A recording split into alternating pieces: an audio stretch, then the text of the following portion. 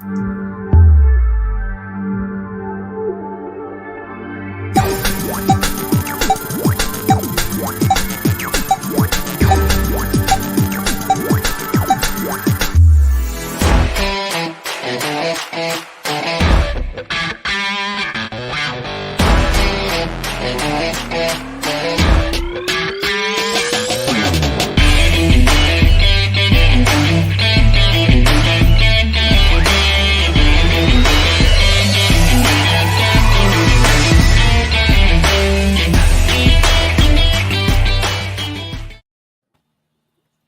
welcome to another episode of Reels and Heels. We had some technical issues, so that's why we're starting a little later today.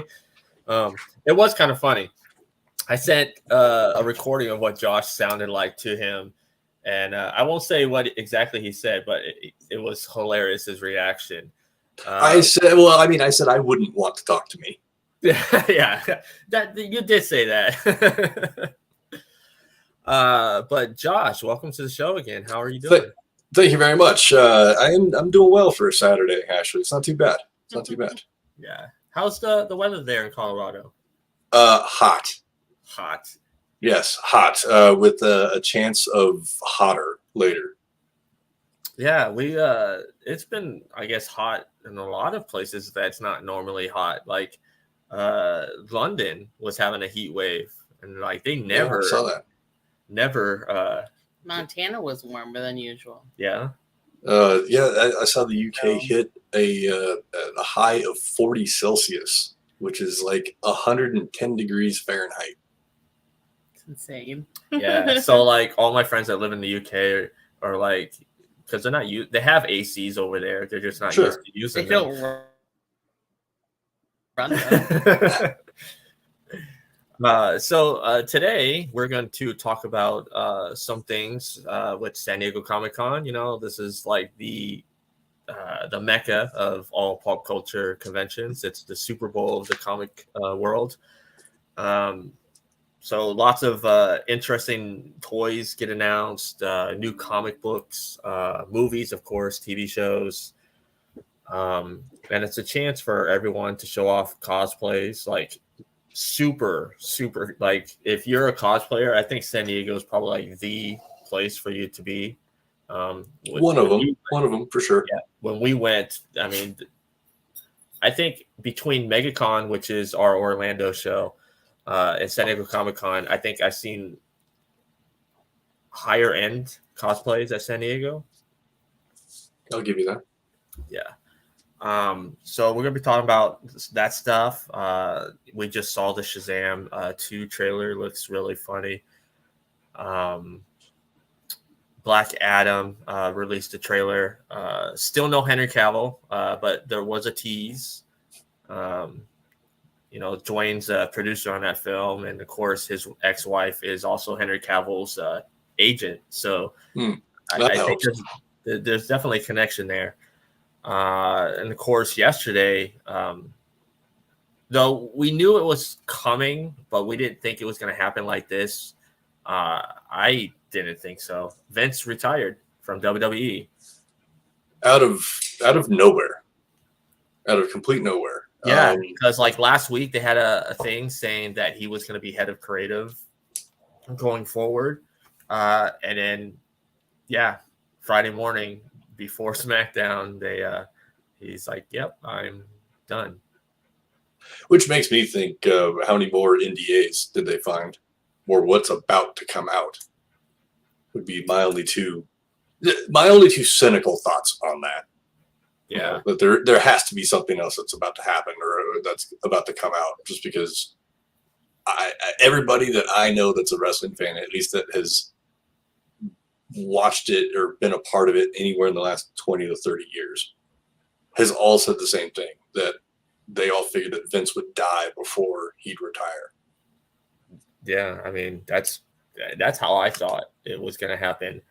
And I was telling Nicole yesterday, I mean, and even my kids, I said, love him or hate him, you got to appreciate what he did, because I don't think there was anybody in the world of professional wrestling that would put it in the mainstream like Vince McMahon. No, I mean, he flipped the script on the whole wrestling thing. He took it national, where it was all territories before. When he took it over from Vince Sr., his father, he was just like, let's see if we can get it on TV, like, and make it a thing, make it an actual TV show, and started basically buying up all the territories and putting people out of business. But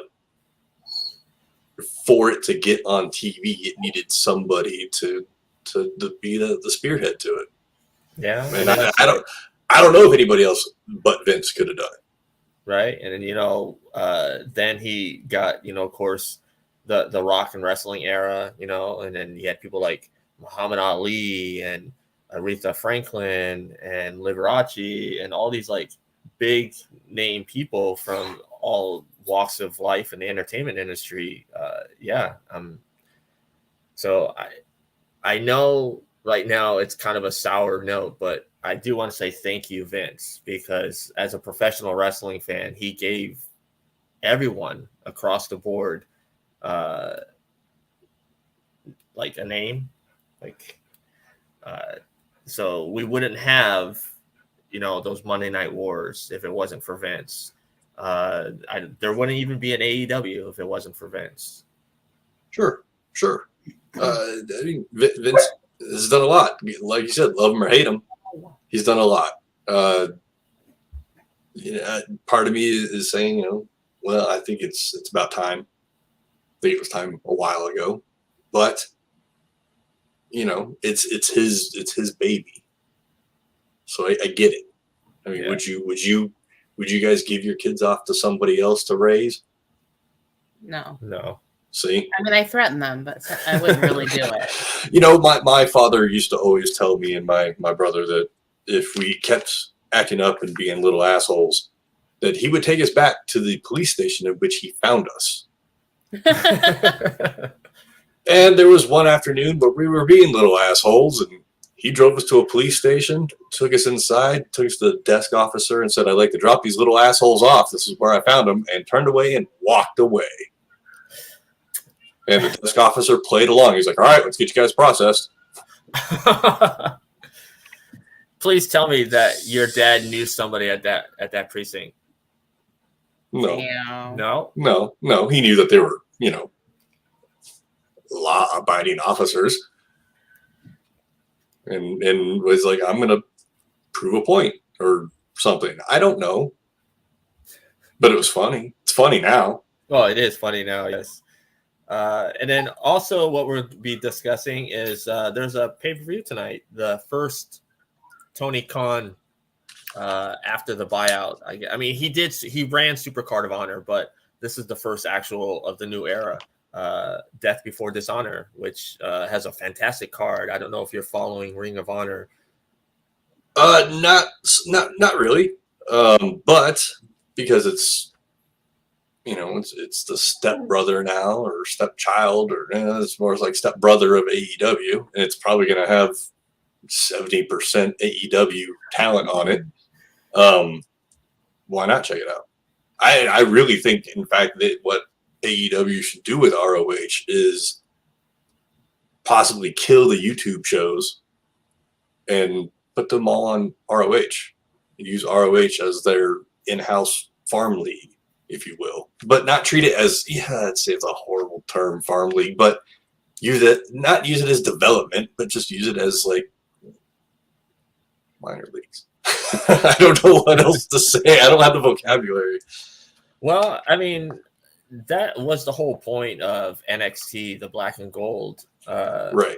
And so having ROH, especially when indie people who are not used to performing in front of a camera, using ROH would be beneficial, especially with, when you have people like the Jay Lethal, coming in and out, Samoa Joe, even Christopher Daniels, who has, last night when he was on Rampage, they said this is his 29th year in the business. Mm-hmm. So, I mean, he has a lot to offer.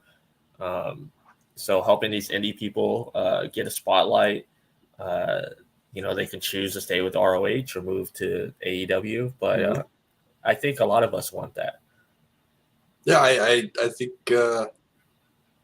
if I am able to find a way to watch Death Before Dishonor tonight, I probably will. If you catch what I was throwing out there. Oh yeah. I may have some assistance to help you with that. Oh, word. Yeah. But I mean, we have a match that was subtle, y'all. Yeah, that was subtle. Not really. I don't do subtle. I don't do subtle, and I don't do transitions, segues.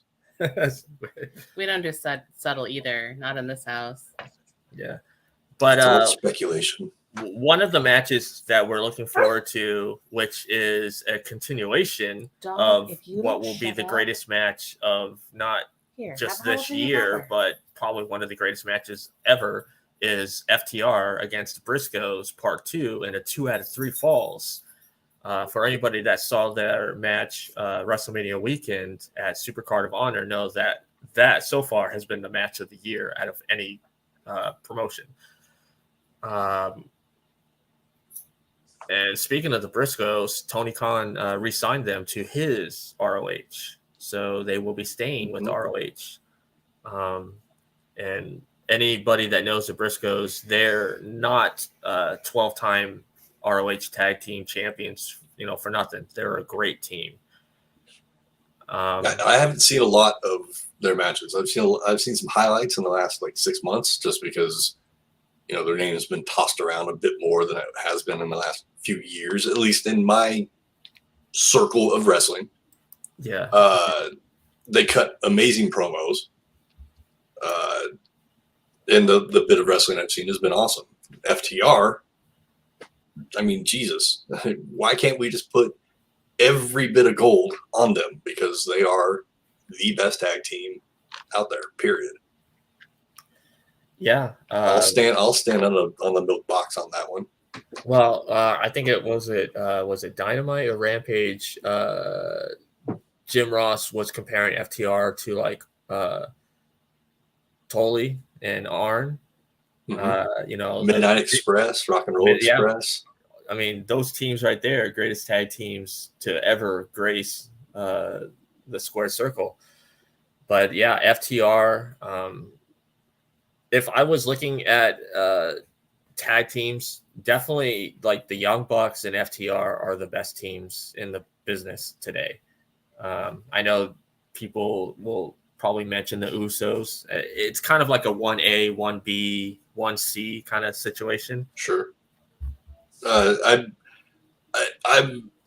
tired of the Bucks right now, if I'm honest. They don't have go away heat with me, but I don't. It kind of sucks that they're the ones that are the EVPs of the company, because I don't think FTR will ever get the justice they deserve in AEW.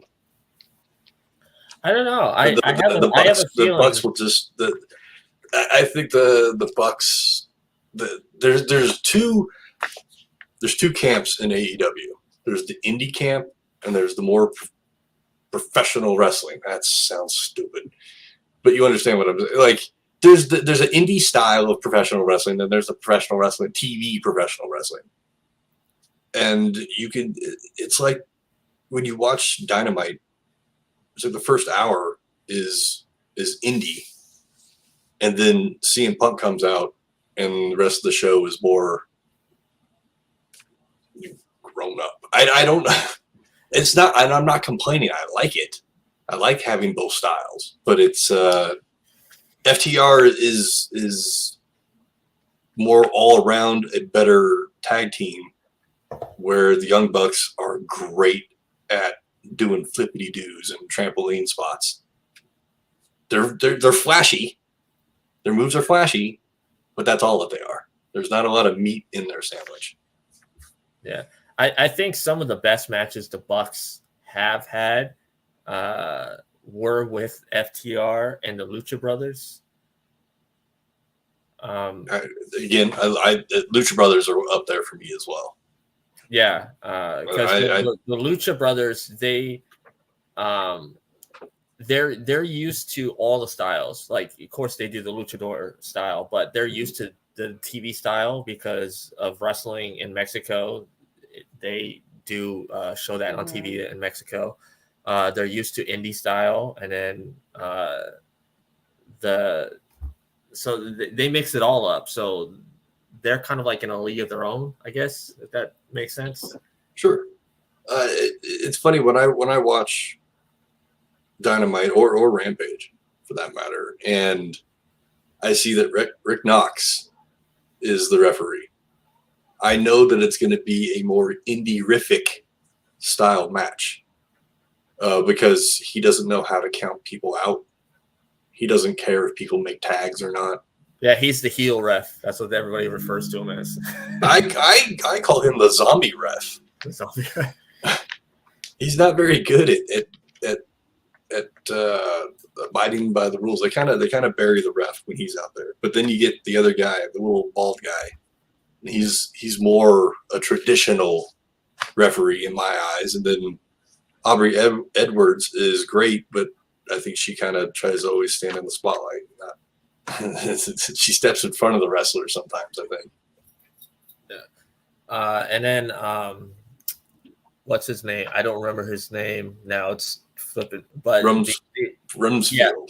Yeah, the older one. He who was an original referee for Ring of Honor. Who's he's the head ref for AEW now. But yeah, definitely FTR and the Briscoes is something I'm looking forward to tonight. Tonight could be the first time that Claudio holds a world title, which would be much deserved. He should have held gold, 10 years ago. Exactly. When I got back into wrestling in 2016, 15, 16-ish, Cesaro was he's like one of the best, if not the best wrestler on WWE's roster at the time. I was like, this guy's amazing. Why don't they put the gold on him?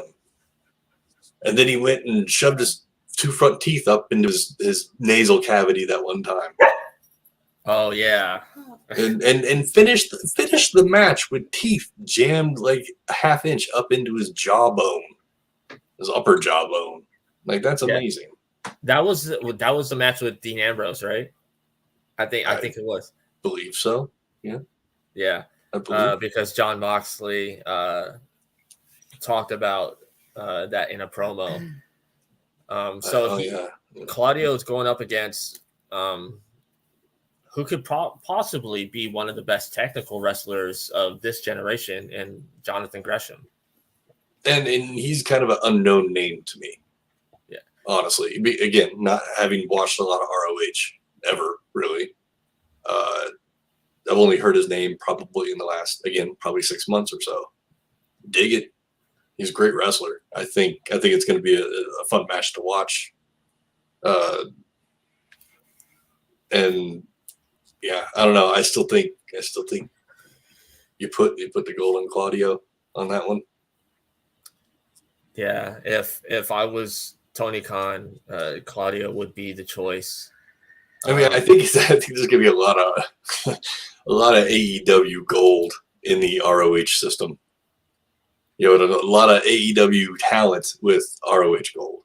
Yeah. Well, I mean, if you think about it, though, when the original ROH, when Sinclair, basically fired everybody, there was no roster. So most of the people in AEW that work for Tony either, at one point was ROH, or at least kind of travel through there when they were with Impact or whatever.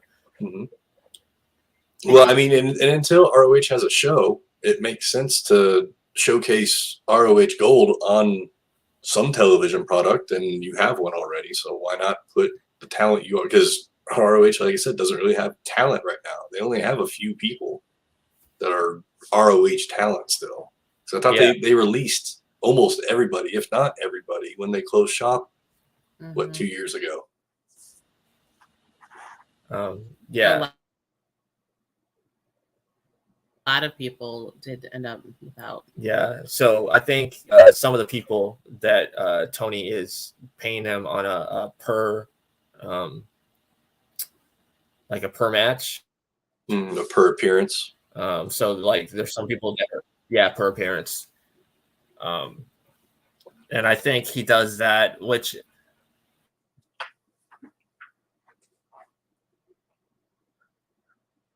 with the audience or whatever. I think we also have to think about, like, in general, what's happening to wrestling is kind of unprecedented at this point. Even if we're just talking, like, we were watching like territory, it's like if you were in a territory, then you watch those people, and if people move territories a little bit, you got to know a little bit of the idea. But it's kind of the same thing. It's like WWE put us on a grand scale to watch wrestling televised on something other than like, like public broadcast channels, or like your local channel. Channels. And then then AEW, Impact, TNA, all these other places kind of couldn't hold a candle at some point. And then as they grew, they either got indie wrestlers or pro wrestlers, really. I mean, like, there was always kind of like a developmental like turnstile. And then, Tony bought ROH, and, it's given them another place to be, but ROH has always felt a little bit more indie in a way, like just where these guys came from and the fact that they are just a little bit more technical. I mean, I don't want to say that, the guys that are on TV now aren't technical. Some of them are. They're very talented technical wrestlers, but you give up some of that for the flash of television, of what you see like on Raw and SmackDown. Wrestling. Yeah. Our RH is very similar to what AEW is, and then what NXT Black and Gold was. Not like super extravagant like characters that you would find in WWE. But I think it's changed too since the 80s. Like even the mid 90s and the Attitude Era, there's so much that's changed. Like the character, your storyline, your characters toned down a lot. Like all of them have been toned down a lot. Everybody has a gimmick, but it's not like it was, in the 80s. Nobody, most people aren't carrying birds and dressing as clowns. I mean, like, let's just be honest. I almost cussed big time. Thank Crom that there's no more clowns. Well, there's not as many clowns in wrestling. I agree. I agree. I mean, there's clowns, but they don't dress like them. Okay. Well, sure. But I mean, like, Doink worked just because it was funny, but it was still terrifying. Yeah. I'm not a clown guy. I can tell that you don't like clowns either, huh? No, but try and figure this out. I was a fan of the ICP when I was like a younger ninja. So it's some weird dichotomy. But the thing is that they were evil. They're evil. They're out front about it. Yeah. They're not in colorful makeup and outfits. So I think that helped. But if like Ronald McDonald walks up to me, he better have a cup on because something's getting kicked. I think that the joy of being a pro wrestling fan now, like, I didn't really weigh in on the whole Vince thing, but let's just be honest. Like, didn't we kind of see this coming with the whole like airplane Ric Flair fallout that was on the dark side of the ring? Like, did we not kind of assume that this was going to end up coming out? Now, you just had money to pay people and they signed NDAs. Like, I'm sorry, if you felt like you were violated, don't sign a fucking NDA. Like, I understand that it was 20 years ago. I get it. Women weren't, whatever. It is neither here nor there. But you got paid like $3 million. So now they broke their silence. And what was that for? Well, It could have completely been consensual. You just signed an NDA so we wouldn't put it out on, wherever. sure. Like, And the big question that I have heard come up in little circles is, while it's happening, the lady that's having an affair with Vince while it's happening, tells me that it's happening and gives me all the details about it while it's happening. And then that lady signs an NDA, so she won't talk about it any further. But I didn't sign an NDA. right. So I can talk about it freely all I want, and it's that there's no law action against that. There's nothing to stand on against that. So that's what I believe is what happened. What has happened is that people that are close to these people that have signed the NDAs are the ones that are leaking this information out. Not necessarily. I mean, who knows? We'll find out. But I don't think it's necessarily the people that have. Bad behavior is bad behavior. Like, okay, Sure. fine. But it's not like it hasn't been done already. It's not like it hasn't happened since the turn of time. Like, I don't. It is what it is. At this point, he's nearly 80 years old. Just, okay, he retired, whatever. He's not in the community anymore. Like, right, and there's nothing unlawful about what he did. Is it unmoral? Sure, depending on your compass. Right? But is it unlawful? No. But and did he think he was truly moral in the first place? Sure. But the thing that I think is going to get him in trouble is with the one that the paralegal, that particular one, just because apparently the going rate for a paralegal in that state at that time was somewhere around the 60,000-70,000. Mm-hmm. And she walked into that job at 100 and then was given a 100% raise after the affair started with Vince. That's what the report is. Now, that's not his money. That's company money. Yep. So that's where I think that's ultimately going to get him in trouble. And that's where he's going to fall into the... Yeah. And, speaking of falling, it's not just him. John Laurinaitis is gone. Yeah.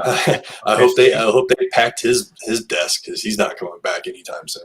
Yeah. He's gone. Kevin Dunn is probably going to go. I hope Kevin Dunn, that buck-tooth looking goofy guy, is going to leave because I hope he takes Bruce Pritchard with him. We can only hope. But from what I heard, Bruce was just given duties of producing TV now. That's what I heard this morning. Anyway. That's what it says. It's like a temp thing. But let's talk about some good news, though. I mean, Triple H got his position back. He's now the EVP of Talent Relations. Let's be honest. I think the sins of the father are not necessarily the sins of the daughter. I think that being married to Triple H and having learned the business, she is hearing it from both sides. I don't think she's just going to go along with what her dad said. I think if she is CEO and she is the chairwoman, then I think that there will be a change. But change doesn't happen overnight. And she can't just change a business that her father built either. She's behind the woman, division. So I think we're going to see a change in the women's division in WWE. I mean, we've come a long way from bra and panty matches and saran wrap and puppies. So, I mean, there we go. At least we've come that far. Like, let's talk real storylines with real wrestlers. Yeah, Triple H has gone on record in multiple interviews with major outlets like CBS, ESPN, etc., that he's open to working with other promotions. Vince always shot that down. Well, Vince isn't there no more. Mm-hmm. So I think within the next 5 years, we'll see WWE working with other promotions. Well, I mean, you said it here, and these kind of things are permanent unless you hit delete. So it's here to stay. You said it. And hopefully they do. Like, I mean, it kind of, people can say whatever they're going to say, but, unions protect people generally if they do their job. And, we can't necessarily fight for our own rights. So on that grand scale, so somebody should. That being said, then you also should have, I'm not saying we shouldn't have contracts. Contracts are important, but also the freedom to move and do things that you also like to do, because you can't wrestle forever. Like, you can't wrestle for 40 years. Like, I could be you can ask you. Ric Flair would argue that. Okay, but when was the last time anybody really wanted to watch him wrestle? Like, I didn't want to watch Ric Flair wrestle in '96 when I was watching WCW. I was like, this dude is. I mean, he was old then, and I was a teenager. Yeah. Hello, our good friend Terry over in Ireland. Oh, my whole life. So that's awesome. Irish people have the picture too, Terry. I meant to comment on it the last time I saw it, but yeah. My parentals just came back from living in Ireland for the last 4 or 5 years. That's cool. And they're already planning on going back. So Yeah, there you go. It's good. It was good to see them. Yeah. I mean, Tony Khan on the AEW side said he would love to work with WWE. He this was before the Vince retirement. He said he's open to it. He doesn't think it would happen, but he said he wouldn't be against it.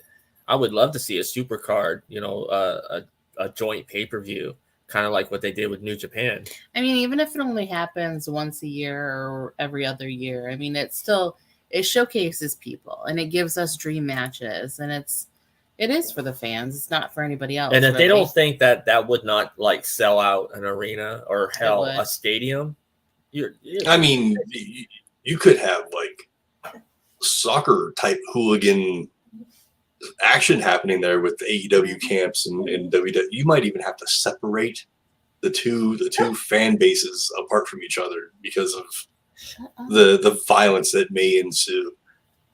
Yeah. But it would be cool to. I mean, the WWE style is totally different than AEW. Yeah, AEW is definitely more of a. So is New Japan. New Japan is different. Oh well, I mean the Japanese style, the Japanese wrestling is entirely different from everything else. It's more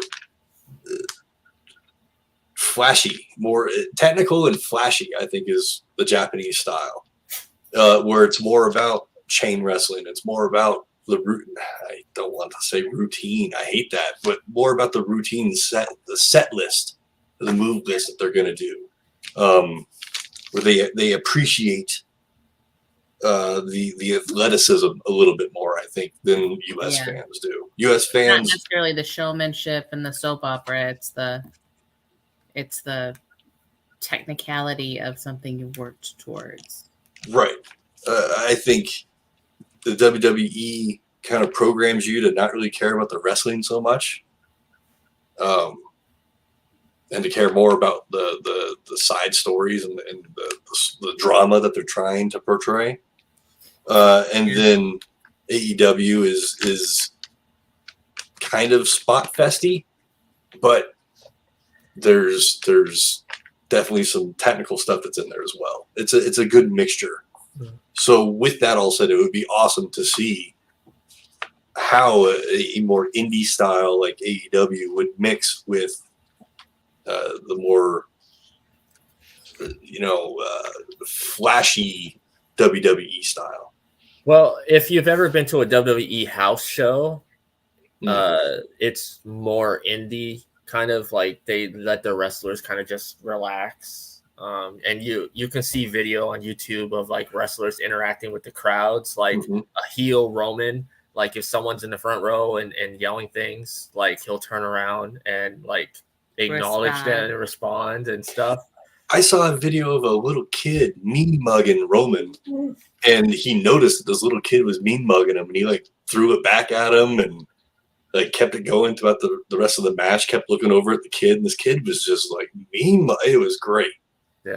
Well, I wish we need like somebody, a fourth person or something off to the sides when we bring these things up. They're the producer person that can just bring the video up and throw it up on the screen. I know. Yeah. I know. Yeah. There's a video of Roman. I want to say it's from last year because Paul Heyman and the Usos were with him, and a kid.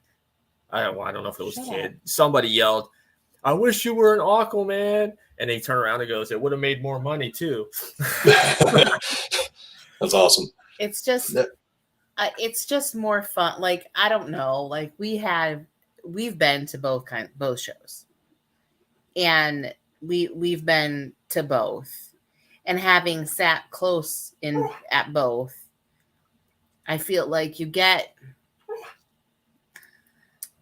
more from the talent at a WW or at an AEW show than a WWE show, and not really just not for any reason other than the fact that there's just it's a little bit slower of a pace. Like, they're coming down to the ring. When they leave, there's usually a commercial break, so they are walking around and talking to people. Like, we went to and they have dark. Like, dark gives you an opportunity to be able to be there and be close. Like, we were close. And so, like, the boys were yelling for, like, Wheeler Yuta and Orange Cassidy to come over. And they walked the ring. And then when they came over, like, they high-fived. The kids got hugs. They talked about it. They posed for pictures. I mean, like, some of the bigger guys, they didn't do that they didn't do that. But by then, they were televised. Like, it wasn't just, like... And Tony Khan even did it, too. It wasn't just, dark on the internet kind of thing. Like, it wasn't, like, that slower paced show. But even with TV, a lot of people would respond to you if they were walking up the ramp. And you don't get that at a WWE show. And a lot of times, even at a WWE show, when you see them afterwards, you don't get that. I mean, it's like specific people that if you don't shut up. I've only been to one AEW show, and it's like you were saying, it's faster paced, I think, than a WWE show. Did I say AEW? I went to an AEW show. It's so much faster paced than WWE.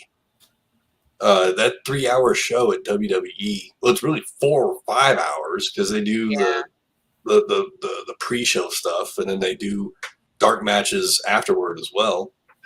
They tape whatever weird YouTube thing they do beforehand, and then dark matches afterward.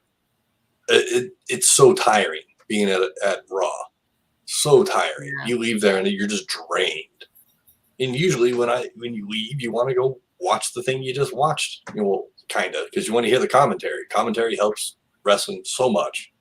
Yeah. And once you get done sitting at Raw, the last thing you want to go do is watch the same thing you just sat through for 5-6 hours, whatever it is. Yeah. So I saw this question from Terry. AEW's ring is a 20x20, just like WWE. I don't know if that's the same size for Japan, but I do know that 20x20 is the ring that WWE and AEW use.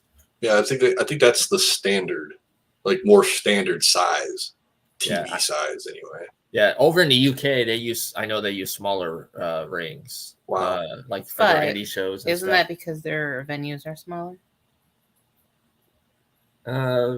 Not necessarily. I mean, there's like even the indie shows that put on at decent size venues. Sometimes their rings are just smaller. I've seen 18 foot square.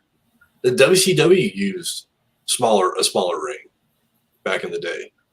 That's partially why everybody looked so huge. because the ring was smaller. Yeah. Um, Except for Kevin Nash really is that huge. oh yeah, no, He's freaking giant. he is. I've seen For him in sure. person. Yeah, it's just the indie style, more flashy WWE style, the Japanese style, Mexican style, where they don't use tags at all. They just kind of run in, do their things. I mean, it's all wrestling's awesome. Yeah. So some joy. before we talked the joy of us not being in San Diego. Here's the but I wanted to say, like, this guy says that they put somebody there, they're part of the show, and not always, because they're not always part of the show. Yeah, I mean, sometimes they're a plant. Sometimes they're told to say something at certain times, but not always. Because that kid that got his attention, or the guy that got his attention and said, yeah, this is on YouTube, and this is someone's cell phone. Yeah, something about Aquaman. Like that was not a plan. And I've been to AEW shows where when we were at Dark, like the guys in front of us heckled the hell out of some of the talent, and some of the talent would come back, like they'd have like a banter back and forth, and that's not a plant. Yeah. It's just that these guys come to Dark all the time and they actually will meet the wrestlers and know the wrestlers. Like they know each other, and they're not a plan. It's just that they know each other. So they've come before something was said, and it carries on to the next week. Yeah, it's like an ongoing joke. So it's like, yeah. And I'll be completely honest, because the one day, like, we sat kind of far back at the one show. And there's a girl about 5-6 rows behind us. Oh, that was the Dynamite in October. And I wish that I had been this fast, because I said it to Brian, but I didn't say it loud enough for her to hear me. But Bobby Fish came out, and she's like, it smells like fish in here or something, blah, blah. And like, you could hear it. It carried. But I said, well, then close your legs. But I was like, the whole thing is like, you're way the hell up here. And she was I drunk can hear too. you. Like, I can hear you. Maybe 5 rows in front of me could hear you, but nobody else can hear you. And just because you don't like Bobby Fish doesn't mean the rest of us care. Like, it's not that big of a deal. But there are times when I know there are times when they're plants, yes, but there are times when it really is for real. For sure. I marked out real hard during the Dark taping at the event that I was at. I saw the name Abaddon pop up on screen. And I looked at my friend and I went, oh, my friend's going to be pissed off because this girl's using her wrestling name. And the next thing you know, out pops my friend. I'm friends with the lady that is Abaddon. Oh, and I knew that AEW had contacted Rocky Mountain Pro, which is the local wrestling school here. They put on shows as well, because I'd seen a couple other people at the first part of Dark, and I was like, "Oh, these are Rocky Mountain Pro guys." So when she came out, I was so proud to see my friend on a professional, basically getting a tryout on a national wrestling thing that she'd only started wrestling, I think at the time, maybe 2 years before. I'm not trying to kill her gimmick or nothing, but it was just really cool to see. You see cool things at before and after TV tapings. Yeah, and Terry makes a good point here.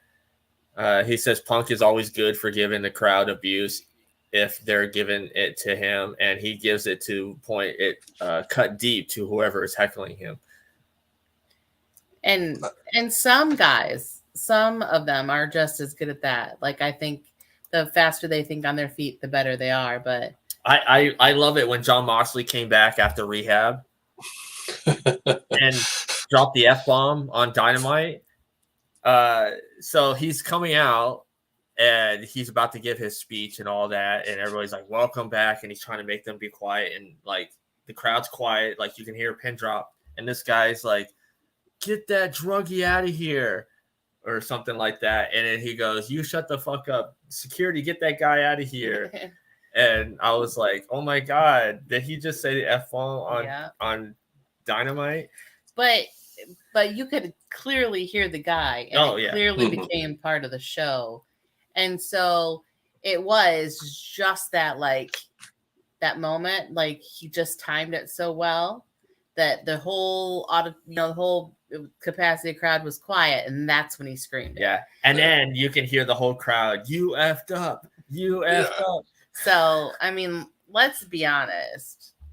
We say dumb stuff. We say dumb shit. It happens. But it always makes me laugh when people are like, it's not real. I was like, there are a lot of things that are real. Like, you'd be surprised.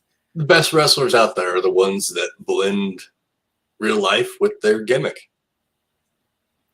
And that's why you love to hate some of them, because they were so good at what it is. Like I know that Roman Reigns isn't the nasty asshole that he is in the ring, but and partially because I've seen him with his kids, and I have a friend who lived across the street from him, and she's like, they're the nicest people on the planet.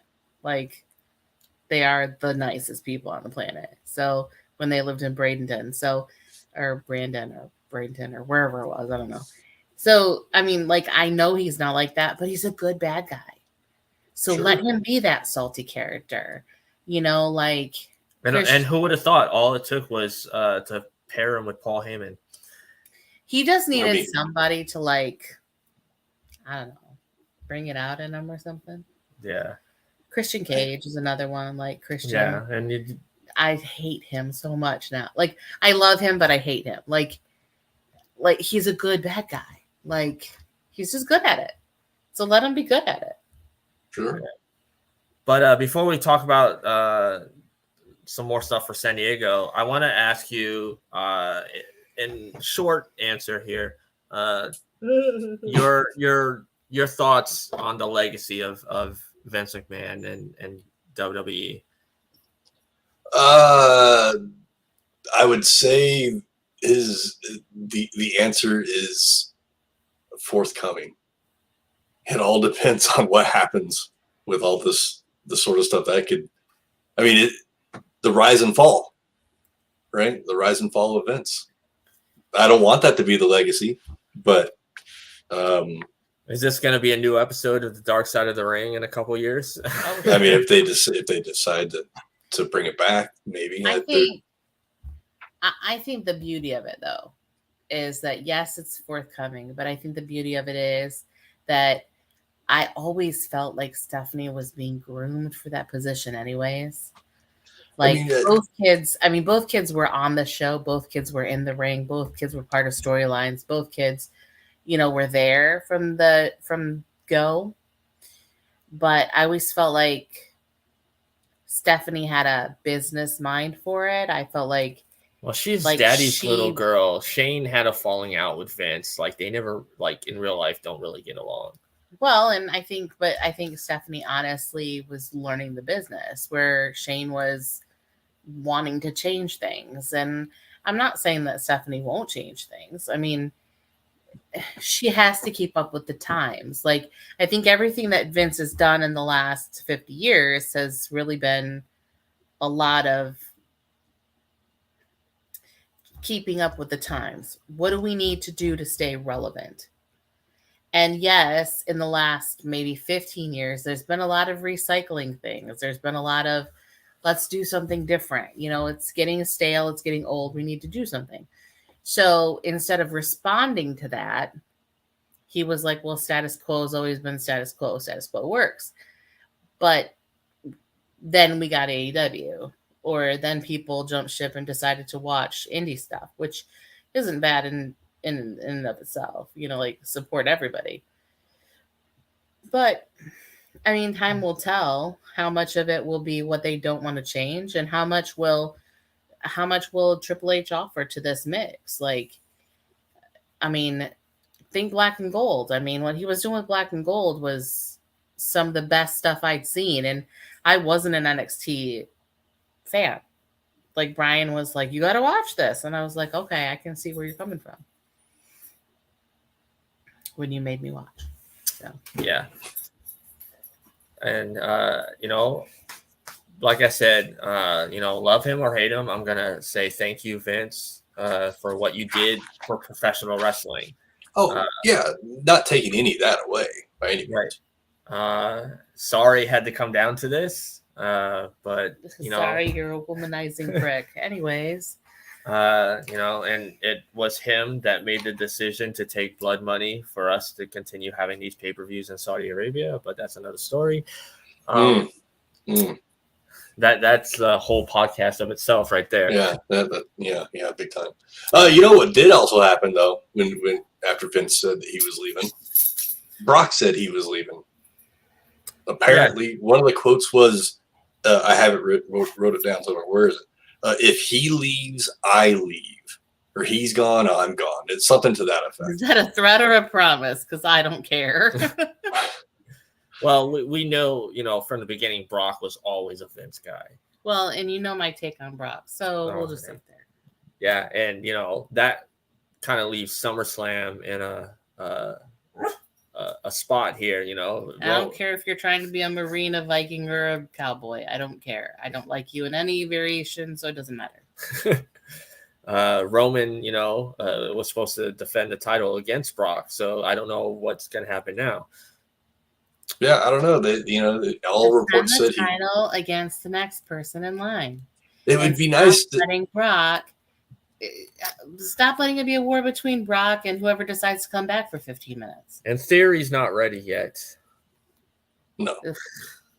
He's good. He's just not ready yet. Can we give him his first name back? Yes. Yeah, that's what needs to happen. Can we have first names back? Here's what needs to happen.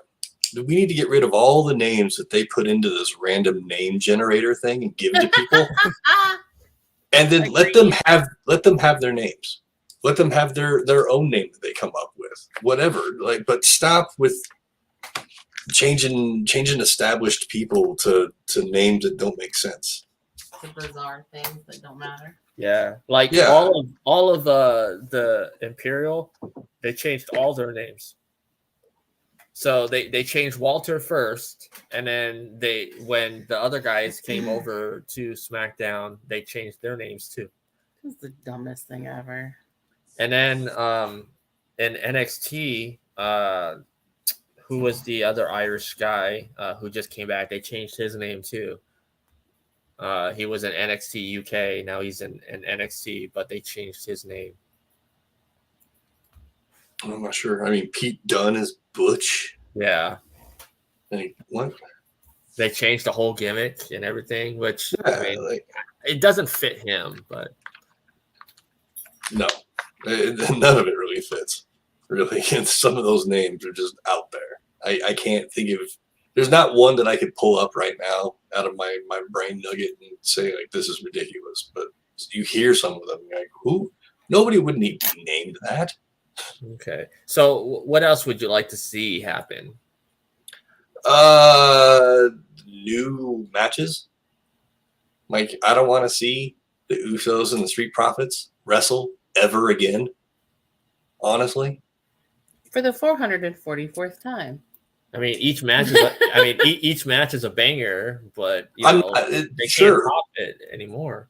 But there has to be other tag teams that you can wrestle, even if it is, not going to be I don't know, but it's just, I would like to see new matches, new matchups, because you get the same, you don't need to watch Raw every week. It's the same episode week after week. Well, and that's where I was at with I love Cody Rhodes, but I don't want to see Cody Rhodes and Seth Rollins. Well, unfortunately, we're not done with that. We're not done. I mean, I get it. I understand. It sells tickets. People love them both. I don't know why. I think, Seth is an idiot. All right, so we want names back. We want new matches. But I want I want different people to be on the freaking show. Like, I don't want to see the same people every single night, and I don't want them to come out with the same shtick. It's always the same shtick. Like, it's like when I tell my kids, it's like, you want to say something? Like, say something to me that I haven't heard 500 times before. Like, I don't, like, my kids are like, well, blah, blah, blah. I was like, well, I already heard that. And, 15 years in education, I already know. Like, I've been in the classroom. What do you got? They don't have anything new. It's the same shit, just a different day. I would like to, if you're going to continue to have a 3-hour show, I would like to have at least, I don't know, 2 hours and 45 minutes of wrestling. Yeah. That would be, instead of, I remember when Hulu used to do the Hulu version of Raw, and it was like an hour and a half. Yeah, and they got rid of like. Doesn't Hulu still do it? I don't know. I don't have Hulu anymore. But it was great because it got rid of a lot of the fluff that didn't matter, and it gave you just kind of the best stuff. And it wasn't even a Hulu edit. That was a WWE edit. I don't need you to replay something that happened 20 minutes before. That too. Like, that's a Kevin Dunn thing right there. Yeah. Like, I still love the video of Kevin Owens on Raw, and it was during a commercial break, and so he's standing in the ring and they're prepping, and when they come back from a break, they're showing a video package on the wall, so the cameras are not live in the ring, and he's standing there. He's like, "Why are they showing this? They just showed this. This just happened. This just happened. Yeah, yeah." And I was like, even your talent can see it. I mean, God. I guess just like the lack of writing real something. Like, for as much as you're going to talk about what people are going to do or should do or might do or whatever, put somebody in the ring that might not have as much ring time. Yeah. Like, I'm like, put somebody different in the ring. Like, who haven't we seen? Or shoot, just put a women's match in there. Like, if you're lost for things to do, put a women's match in there, because there aren't. I think we're going to see more women's matches probably with Stephanie in charge. We'll see. I mean, like, they have great talent there. Bianca Belair, Stacey Evans, like, girls that really bring it. Not just, I'm not talking the Becky Lynches and the Charlotte Flairs of the world. Like, girls that really bring it and really can tell a story in the ring. And I don't know what's going on with Bayley. I don't know if she's going back to NXT or what, because she's been out with an injury for a while. And they need to give her a better gimmick too. Yeah, I don't know why everybody has to be laughing now. Laughing is not a gimmick. Ding dong, hello. Yeah, laughing is just something you do. Yeah. Why does everybody have to be like? Why do they have to have a female version of every male character they have? Like, I just kind of feel like Bayley has gotten to be the female version of Seth Rollins. Like, I'm just. Ugh. As far as the laughing part goes, yeah. And they don't say anything or do anything to really matter. It's annoying. It is. This is why I don't watch WWE very often. Yeah.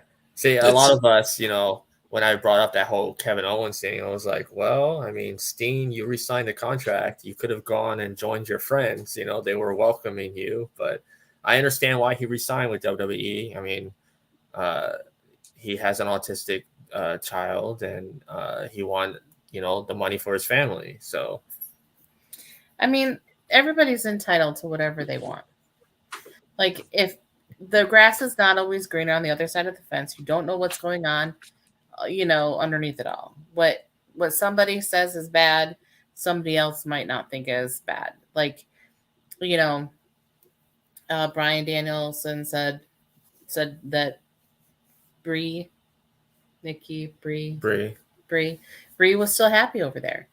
So, he didn't have a problem with her continuing her contract.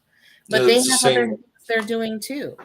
Right. It's the same with oh shit, now I can't remember her name.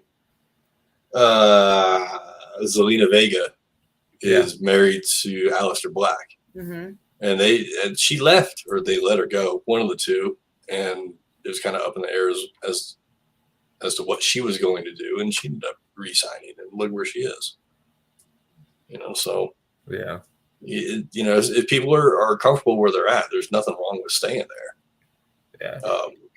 I think you don't want, at the same time, you don't want AEW to just become the place where it's all ex-WWE talent. Although it eventually, because that's the only place that's been around for the last 20 years, it's going to be a lot of that. That's fine to an extent, but it shouldn't be the go-to place. You leave WWE, you just go to AEW. That shouldn't be a direct pipeline. Yeah. Right. Well, here's something that happened before Vince's retirement, which kind of shocked us. WWE is allowing talent to make money outside of WWE again. Okay, that's good. I don't know if they're allowed to have Twitch or anything like that again. I know WWE really wants everything to be like their kind of thing. But I think this is something I want to see. I want to see it allowed, that they're allowed to have like their YouTube channels or whatever. I mean, if AJ Styles has a thing going, but let's say this is before he made his Twitch, and whatever his actual real name is, let's just say it is AJ.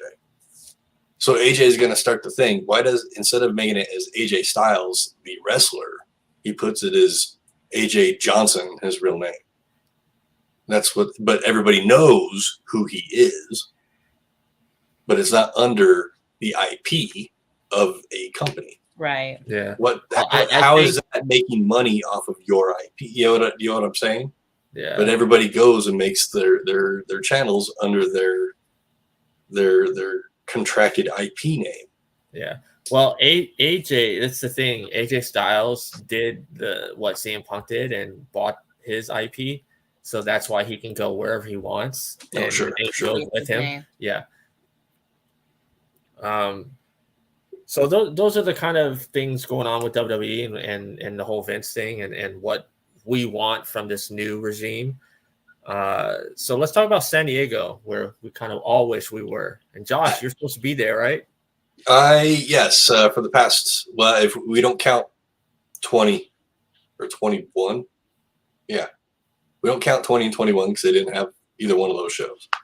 But for the past 4 years, I had been there, actually working for a production company, getting content for them, and then sneakily doing a lot of content for myself. But this year, the production company, they moved in the past couple of years. They moved across the country, and their panels, they didn't get enough panels approved to make the cross-country trip.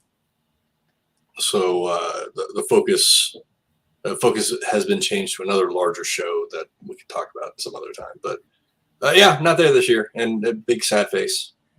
Yeah. Well, can we talk about your history with San Diego? Some of your favorite memories? First time going there was probably my most favorite, just because this is the place everybody's talked about for years and years and years, and something I never thought I would go to or be able to go to. And I walk up, show my ID, and they give me a badge that has my name on it, and underneath that said press. And I went, holy shit. I cussed, sorry. But it was a moment of accomplishment more than anything else. It's a madhouse. You guys had mentioned you had been there before, so it's just a total madhouse. I like to call it line con, because that's all you do is stand in. Well, I mean, with press passes, it helps to not have to stand in as many lines. You stand in a press line. But you stand in a line to press people. Yeah. Getting into Hall H for the first time was really cool. Getting to see that. Speaking of cool, it's also the coldest place in the entire convention every year. So if you're feeling overheated, try and get into Hall H, and you will instantly become an icicle. Yes. And just getting to see my friends that I've known for years, at there doing their thing at the what is considered the pinnacle of all conventions, and it's awesome to see people shine in the environment that they should be in. Do you have any like favorite swag that you've ever gotten from there? I'm not a big purchaser because all my money goes into getting there and staying there and eating. But Yeah. As far as like giveaway stuff, shirts. I got some shirts that were really cool. The big bags, as long as the straps stay together, are really awesome until the strap breaks. Yeah, those are fun. Yeah, we have a Smallville one, I think. Yeah. And that part of Comic-Con one that we have. That part of it is really cool, knowing that, and people don't know what we're talking about. When you show up, you get this big convention bag that's kind of like a backpack that has straps that don't hold any weight, and you program and everything else. And then there's always a pin, like a hat pin or a lapel pin, what have you. And people like run around and they swap pins. Yeah, I thought that was really awesome. People like ran up to me. They're like, "What pen do you have?" I'm like, I don't. What are you talking about? I don't know. So what year was your first year? 16. 16. Yeah. All right. So I went. What were they showing off? Batman versus Superman? That first year, I didn't make it into Hall H. I did not have any contacts that first year. The only thing that I did do that first year was make it into a few round tables, like the celebrity round table things. We did a thing for Arrow. I happened to hear where they did the celebrity interviews, overhear somebody, and I was like, let's go check it out. And we walked into the room that they were going to do it. And they said, "What's your name?" And I gave them the name, the production team's name, and they were like, "You're not on the list." And I said I had one chance. So let's turn the charm on to about 150, and let's see if we can't, mingle our way into here. And I mingled myself into it and got sat at a table with Bleeding Cool. It wasn't Entertainment Tonight, but it was like that. And so what I'm trying to say is professionals. And then here I was, a wrestling fan, a nerd, an amateur guy, someone who hasn't even taken one journalist course ever. And I'm kicking my co-host under the table and going, "We're not supposed to be here. This is so awesome." But just meeting new friends, catching up with people, going downtown San Diego. It's a beautiful city. It's awesome being there as an adult. I was born in the San Diego area. I spent a lot of time there, but I've never been there as an adult. So it was really cool to go back to my hometown and get to see things and experience things and be at the place that everybody wants to go to every year. Yeah. It's like geek mecca. Yeah. What about you? You remember your first time in San Diego? It was 2007. 2007. I really just remember being mad at you most of the time because I went to the bathroom or I was standing in line or I was doing something and you got to meet Bruce Campbell. I was just mad like the whole time. I was like, I'm never in the right place at the right time. Although the only other thing that trumped that is when we were walking down the street.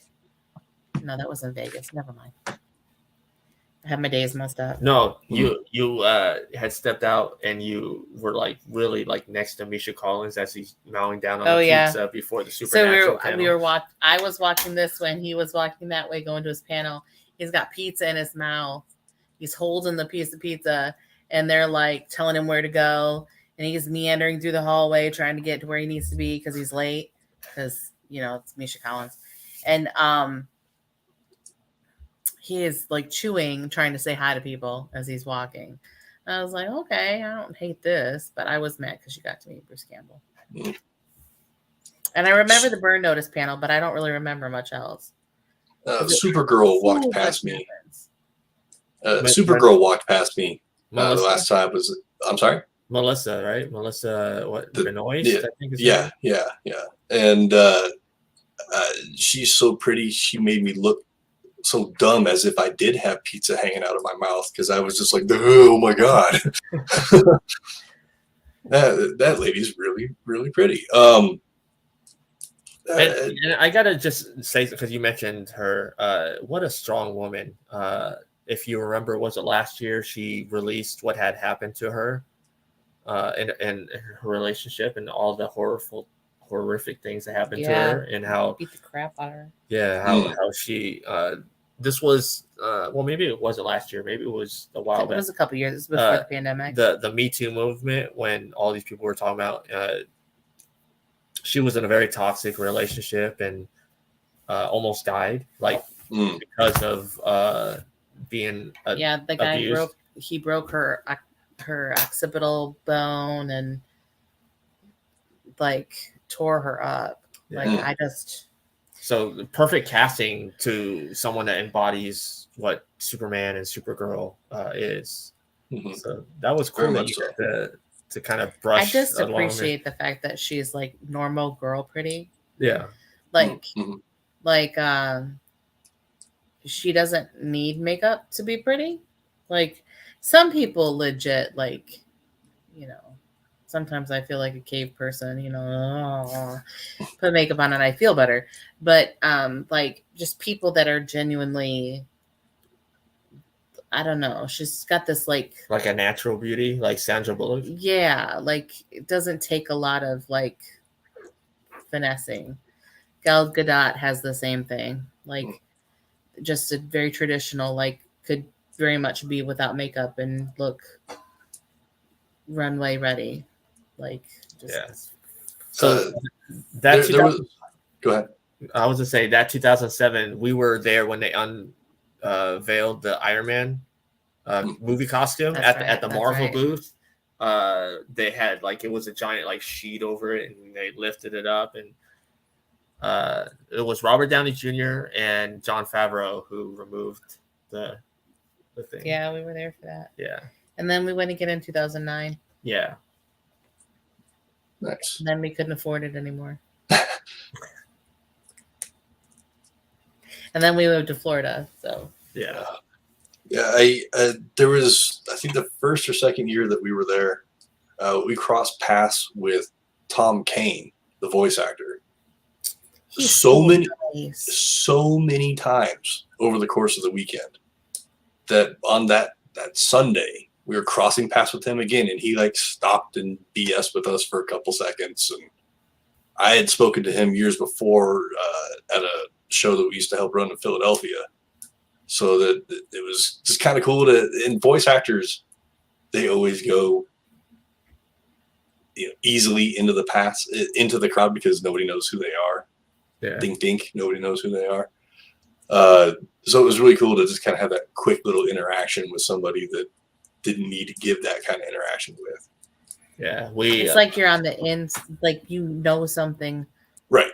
Like you're on the inside, so that you know the person. Yeah, kind of like, right. It's like one of the times that we crossed paths, it was clear that we knew who he was, and he knew that we knew who he was, and gave us finger guns when we were walking by. Like, oh, hey guys, finger guns. Like, yeah, we know who you are. We'll just let you go. We met him at Walt Disney World when they used to do Star Wars Celebration.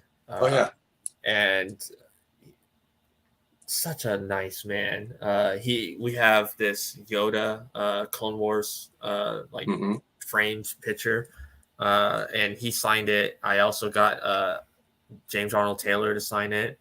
One of my favoriteest voice actors ever. Yeah, Ashley Eckstein signed it, and Phil Lamar. signed it. But speaking of Tom Kane, he had a stroke last year and is no longer able to do voice acting or anything like that. So his son has been taking over his social media and updating fans and stuff, and gave a PO box where people can, send gifts and letters and stuff.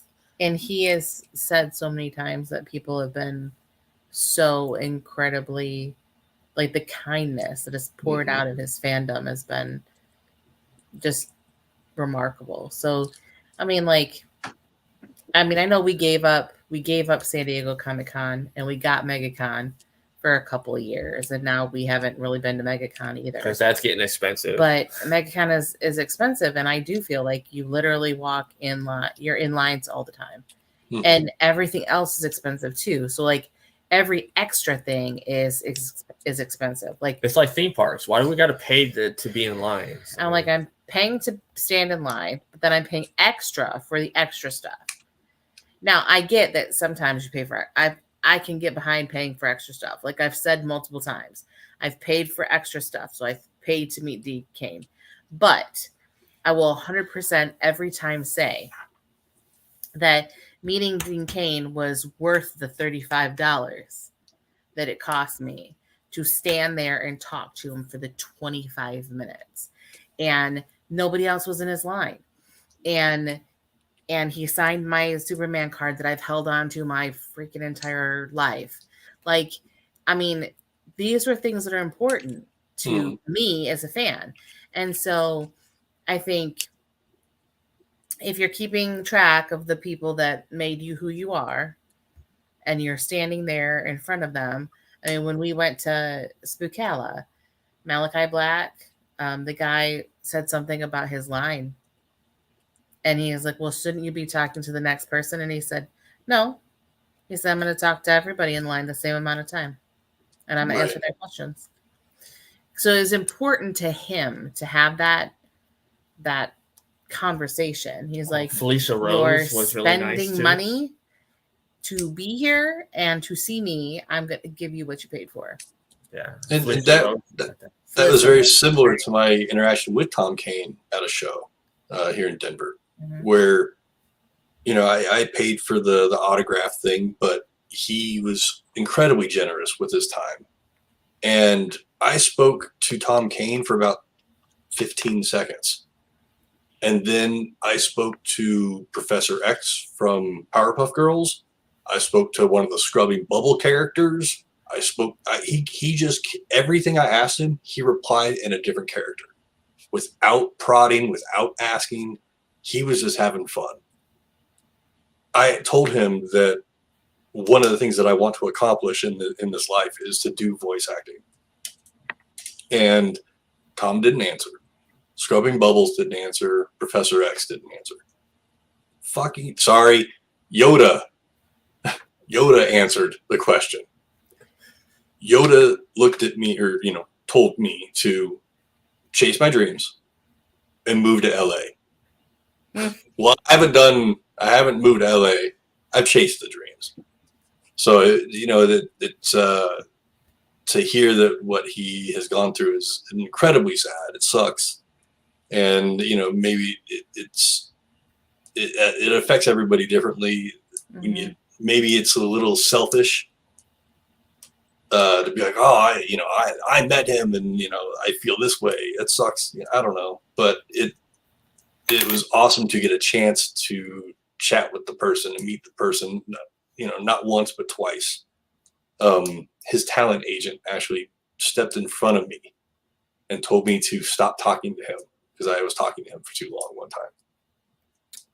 And Tom, looking over his shoulder, continued to tell the story he was trying to tell. So just incredibly nice guy. I have video of him actually. How much can I say?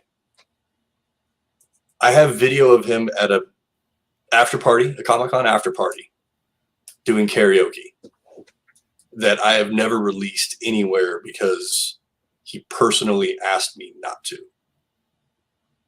But I have it, and it's really cool to got to capture that and to have that interaction with them. Well, cherish that moment, man. That's like a memory there. Yeah.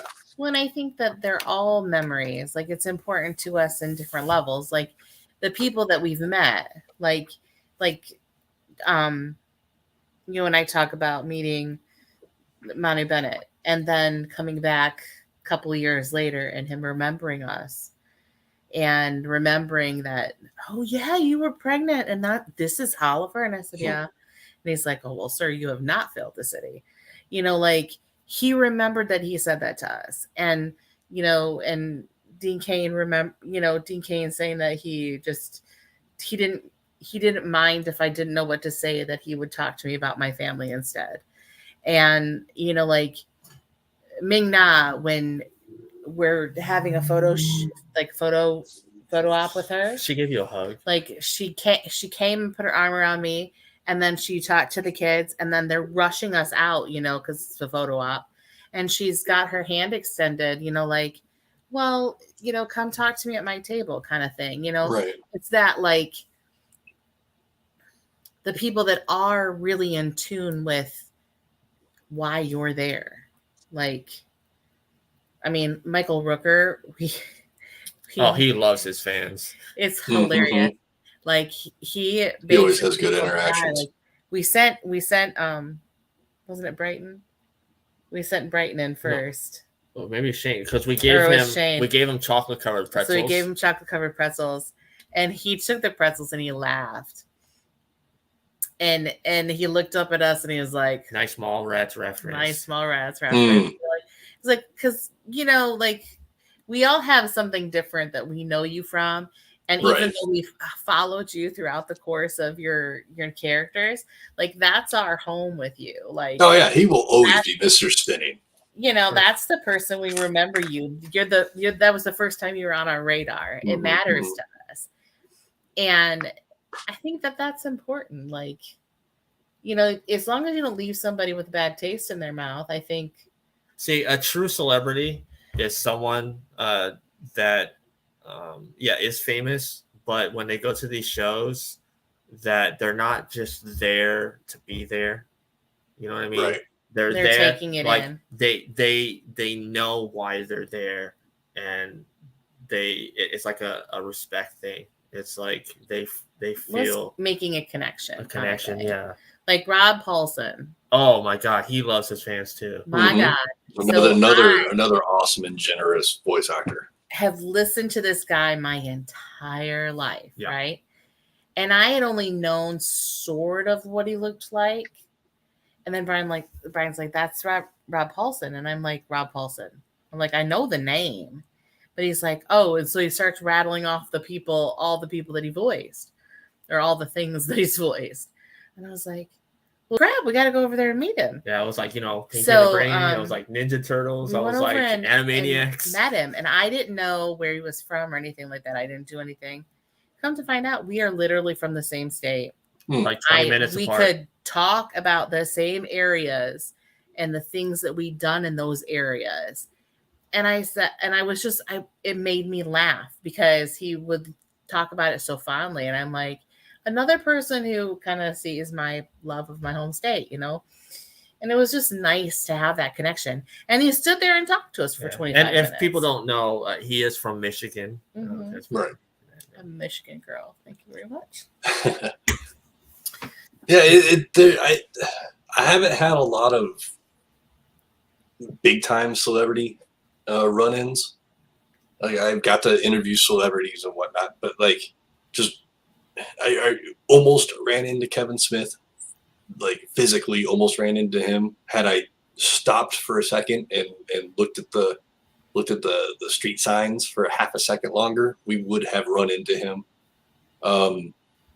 Chris Gore, if you may remember him, he was a movie reviewer way back in the Attack of the Show days from from G4.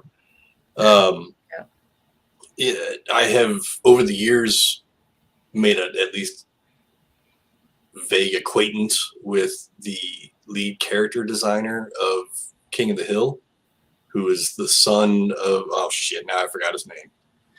Oh my God. I just totally Well, there's no point in me telling the rest of the story. Point is, I've run into people, and most of the interactions have been really cool. There's been a couple here and there that have not been ideal. Yeah. But I mean, like, I was completely honest about the whole Bret Hart thing. Like, I wasn't impressed. I was also not impressed with Chris Claremont. But, everybody's entitled to have a bad day. sure. We're all human. So you have a bad day, you have a bad day. When we were walking down the strip that one time, and I literally looked up, and I like had to move over and go around this person, and I looked up just long enough, and it didn't compute in my brain, and I turned around and I wait, that's Ponyboy.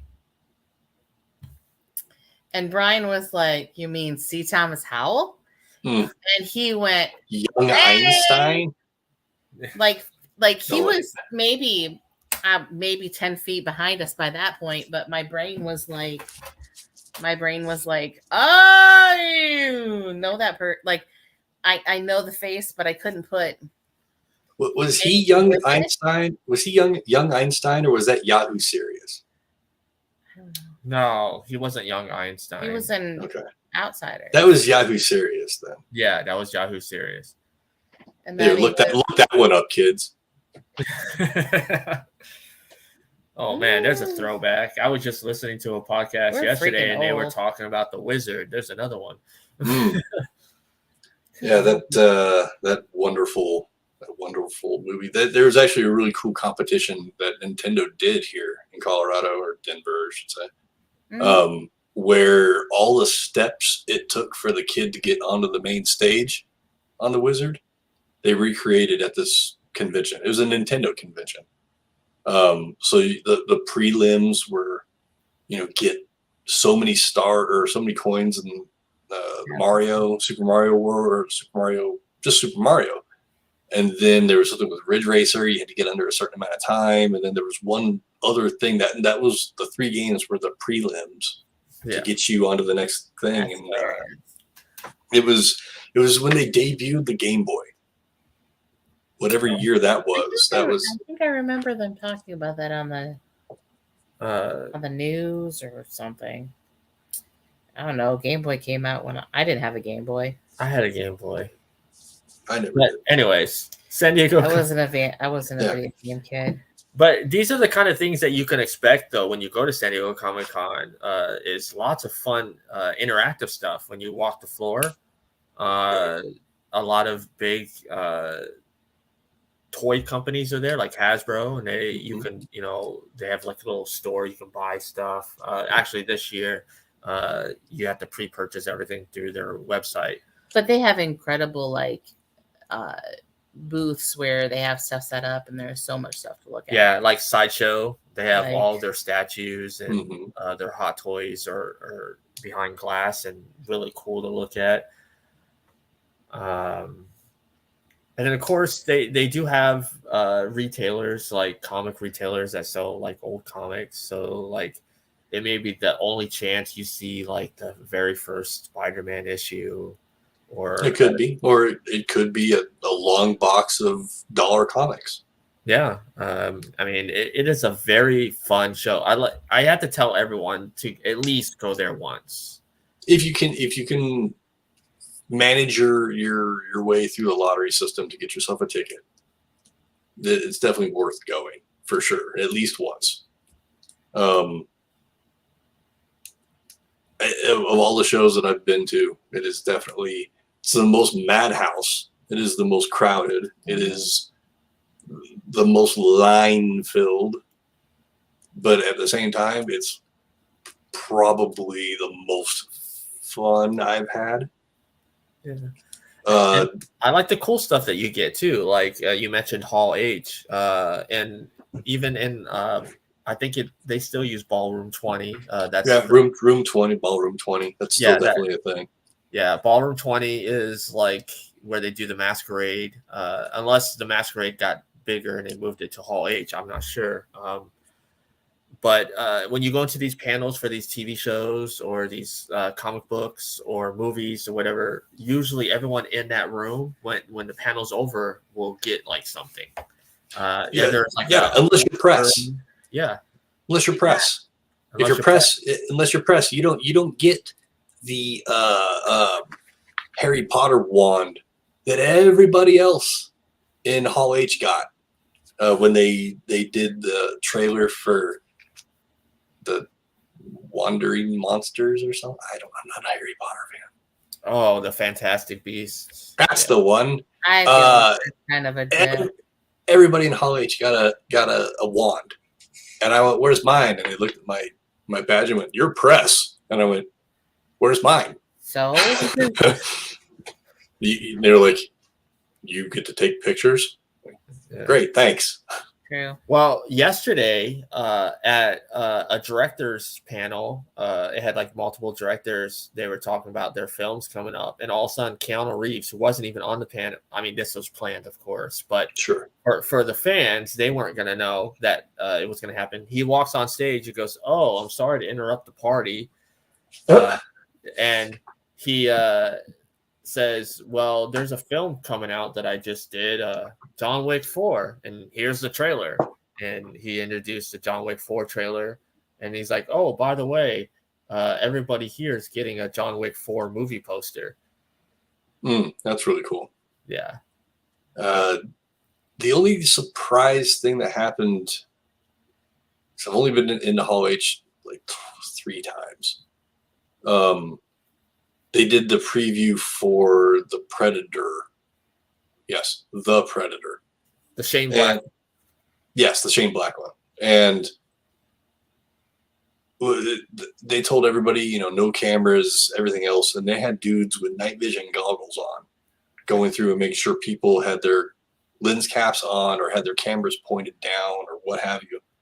The point of the story, though, is being when the trailer they showed, I don't know if it was actually in the movie because I haven't seen it, but at one point I looked at my friend and went, "Is this a comedy movie or is this this supposed to be about the Predator?" Because it was what I was seeing was like, this is not very predatory. But it was kind of cool to, get to see something that the special effects weren't even done. Just to get to see something early, to get to see it before anybody else did. It was really cool. Yeah. I think one of the coolest moments that people still talk about today, well, there's 2. There is the one moment where they were having the Q&A, so they had the people lined up, and the first person at the microphone was dressed as Spider-Man. And he was trying to ask his question, and then the guy's like, "I can't hear you." He's like, "Oh, hold on. I had this mask on." He takes the mask off, and it's Andrew Garfield. Another. Speaking of plants, yeah, right.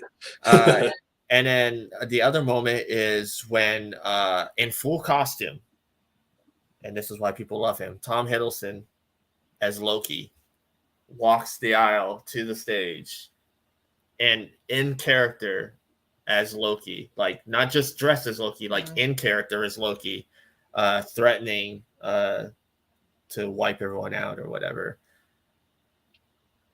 That's one of the big moments. That would have been really cool to see. I remember hearing about that. Yeah, and of course when they had, when they announced all the Avengers and the Avengers were on stage, the Marvel panel is usually the panel that everybody loves. Mm-hmm. The big panel that happened when we were there at 2007, well, there was 2, and it was in Hall H, was of course Iron Man, the first Iron Man movie.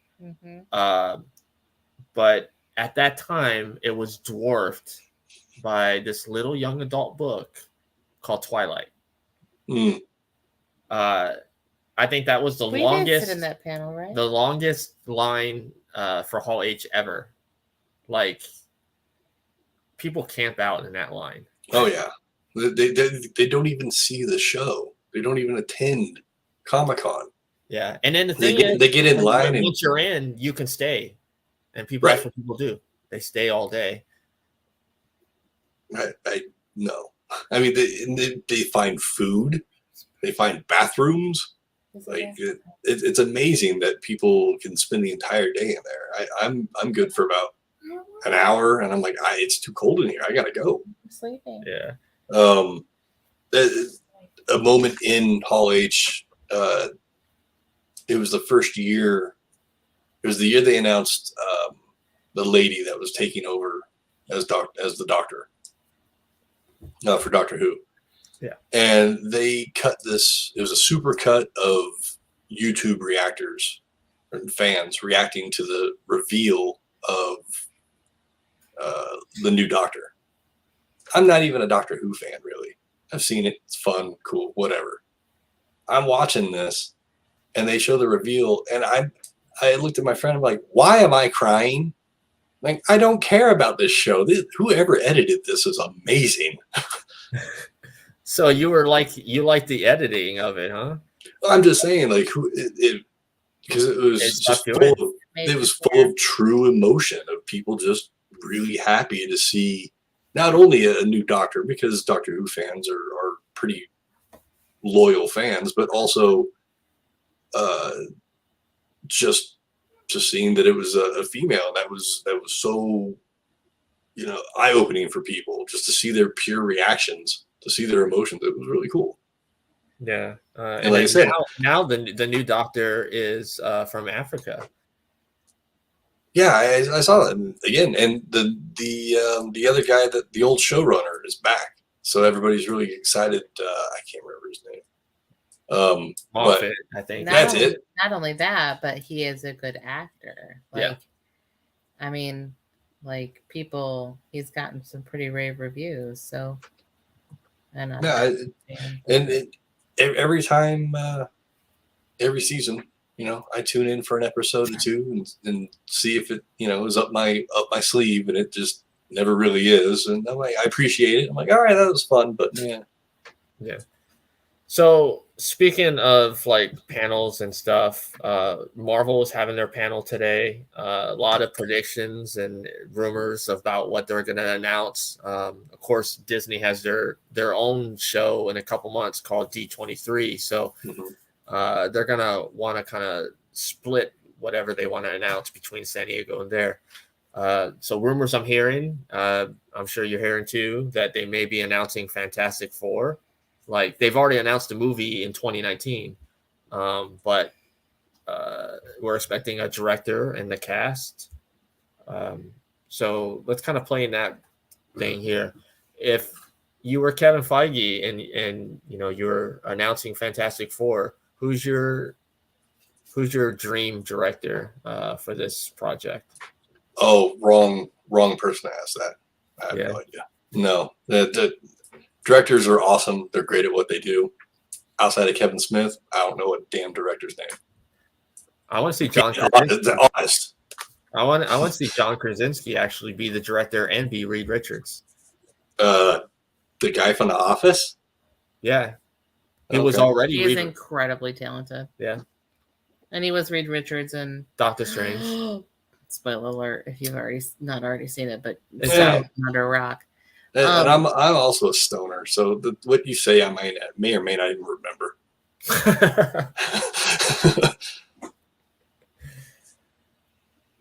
Oh yeah, you do live in high country, don't you? Oh yes. May or may not work in it as well. Yeah, I'm not good with directors. Sorry, I can't play that game.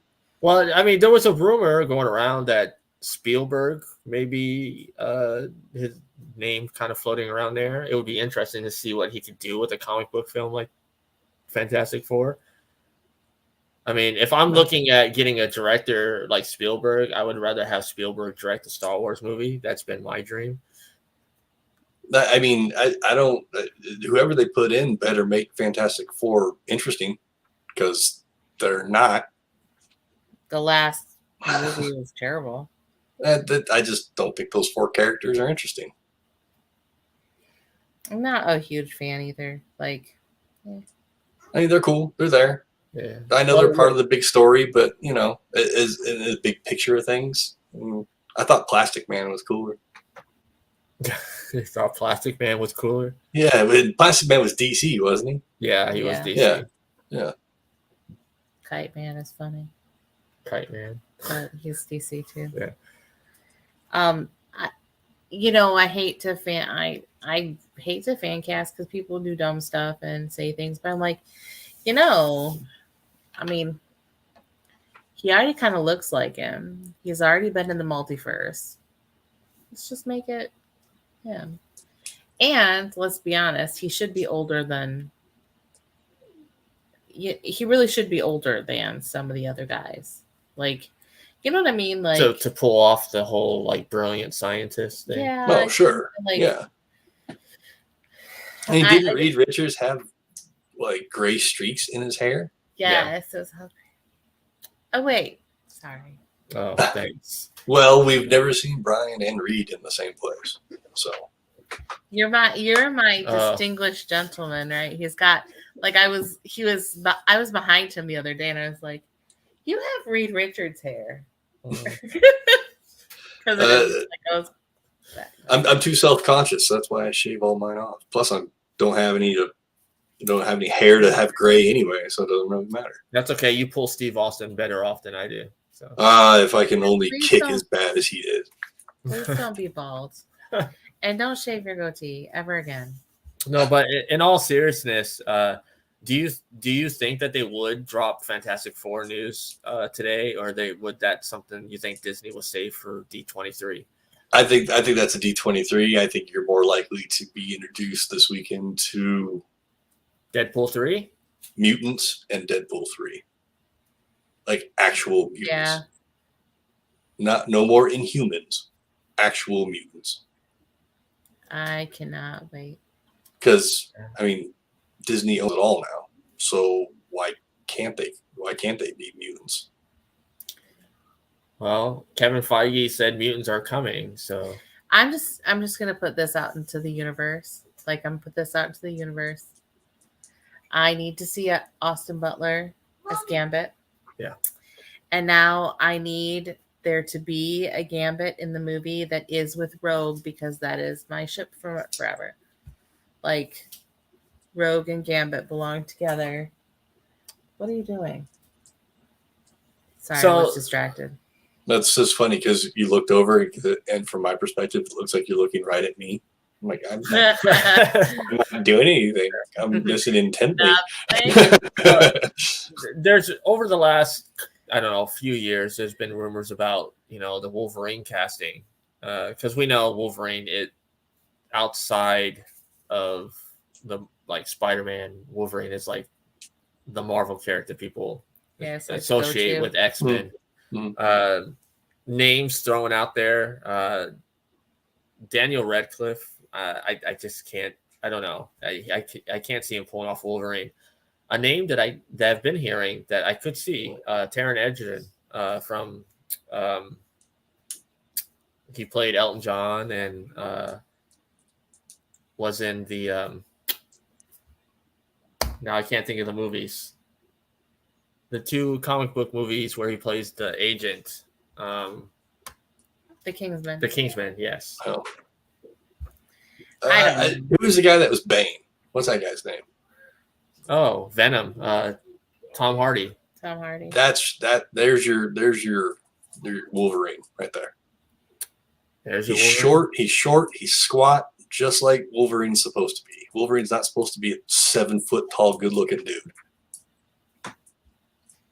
Logan was 5'11" and mass. That's Tom Hardy. Yeah. Well, this is why people had been talking about Daniel Radcliffe, because he's short, like super short. Harry Potter? Yes. No. he is not even 5. He's 5'8". Like he's. I mean, like we'll hit that, but like, did Harry Potter? Is he on the juice? Like, that's where I'm kind of like, okay, where are they getting Daniel Radcliffe from? Because like, I don't see him with muscles. Like, I'd rather see Carrot Top than than Harry Potter is. Well, talk about someone with muscles. Oh my god. Yeah, that's what I'm saying. At least that guy's ripped. Yeah. Yeah, I don't know. I mean, I like Daniel Radcliffe. I think he's a good actor. He can act. He's done a lot of stuff after Harry Potter. He's trying to like get that Harry Potter off. You know, I just don't think he's gonna ever get the Harry Potter off. Like when you embody something for 7 movies, 8 movies, whatever, you're gonna have a hard time to shake it. Oh, he said Terry's like, my pick for Logan would be Uncle Owen from Star Wars. I have no idea who that is. It's I think he's Australian. Edgerton, Joel Edgerton, I think is his name. Possibly. That would probably work. Jack Human. Wait, that's not his name. What's his name? Hugh Jackman. I always call him Jack Human. He just didn't work for me. The whole thing didn't work. I mean, I got over it and I just enjoyed it, but the little details like the claws coming out of between the fingers instead of the top of the hand, they hurt every time it happens. Some of the lines, I was just like, what? Why? That's the old one, by the way. Joel Edgerton. Yeah. He's Obi-Wan, though. No, he's in Obi-Wan. He's in Obi-Wan? Yeah. Which I just finished the last 2 episodes this past week. I know, way behind. But holy crap, those were good. Those were worth the price of admission. Well, okay, so Joel Edgerton is in Obi-Wan as Uncle Owen. Uncle Owen, yeah. Uncle Ben. So that's why Terry says that's his Logan. I can't see how he could work though.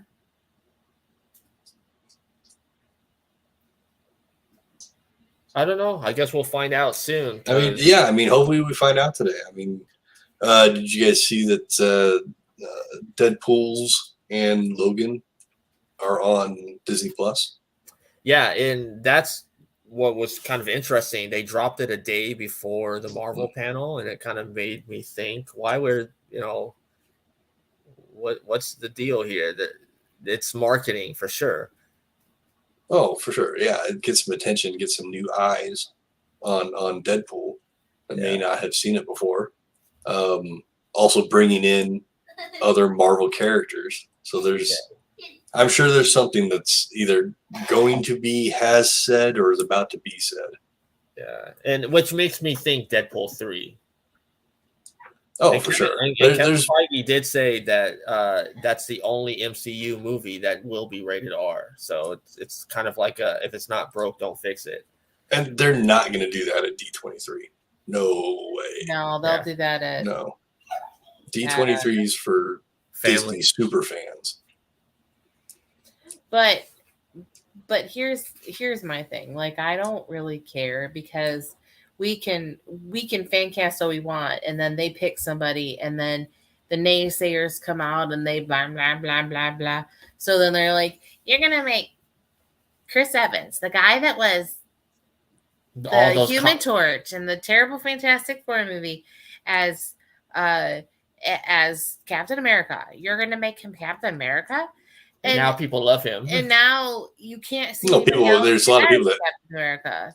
There's people out there that aren't even aware he was the Torch. Well, that's true, but yeah, they remember him from comedies. Also, like if you think about it, he was kind of like a teen. He was kind of pigeonholed too, like for a while, and then he got Captain America, and then he got serious roles after that, and so like people pooped on it for a long time, and I'm like, well. I was like, I don't know. Like, it could work. Like, we don't even know how good of an actor he is. Give him a chance. Yeah. Sure. And I mean, think about other people who just nailed their roles when they were Heath Ledger. Like, I'm okay. Well, I'm a Heath Ledger fan, so like, I don't care what he's in. I will watch every movie that he's ever been in probably twice in the same day. I mean, like, that's just, I loved it. So, like, for me, I was 100% okay with him being the Joker. And then I won. This guy, I can't see Casey Affleck as Wolverine just because right now Casey Affleck kind of has a stench on his name. Ben's brother or no relation? Yeah. No, it's his younger brother. Oh, okay. Why? I don't even know what's happening. It's something between him and women or whatever. Oh, for God's sakes. Hmm. Yeah. Here's something that they announced yesterday. Marvel Zombies is the new animated film or series coming to Disney Plus, and it's rated mature. Oh, that'll be fun. People have been wanting Marvel Zombies for years. I'm tired of zombies. The zombie genre, I think, is getting a little tired, but the Marvel zombie is something that we only got teased with those cartoons that came out last year. The comics years ago. Maybe it'll help. I don't know. One of the zombie artists is always here at the whatever the Denver Comic-Con, Dink Comic-Con is named. One of the artists is always here. I'm looking at some of his art right now on my wall. I'm just telling you, I need Gambit. I need Rogue. I need Kitty Pryde. I need Kitty Pryde as Kitty Pryde appears in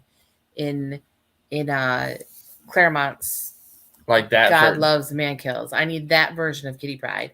I need that sass. I need that like fire. Is this before she had the dragon? What was her pet dragon's name? I don't remember. Don't recall. Must be the movies did nothing for Kitty Pryde at all. No. And she was like, besides Rogue, she was like my favorite. Yeah. I like to see like her and Jubilee. Yeah, I want to see a real Jubilee. And I want her to be Asian, and I want her to have pink gloves.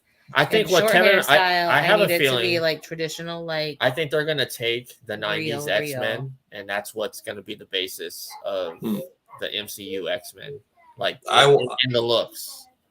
I want Cyclops to be Cyclops. I want Dazzler.